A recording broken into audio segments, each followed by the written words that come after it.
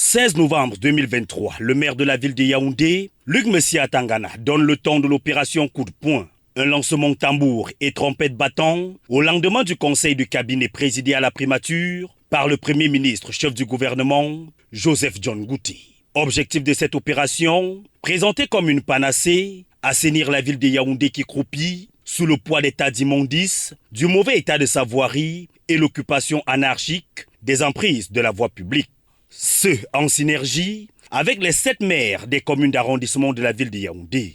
76 jours après le lancement de l'opération, soit 2 mois et 14 jours, les fruits ne tiennent pas la promesse des fleurs. Le visage de la capitale du Cameroun n'a véritablement pas changé. Les ordures ménagères sont toujours visibles dans les artères de la cité. Même la présence des plaques interdisant le dépôt des ordures à certains endroits ne réussit pas à décourager les inciviques.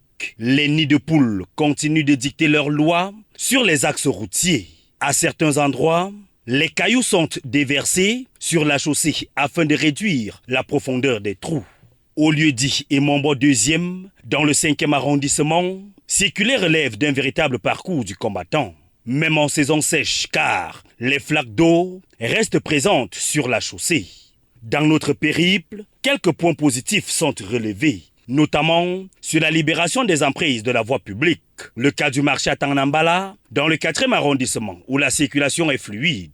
Ici, chacun fait l'effort de respecter les consignes du maire de la ville. Au regard de l'urgence qui s'impose, un coup d'accélérateur est vivement attendu des citoyens afin de donner à la ville de Yaoundé un visage plus reluisant.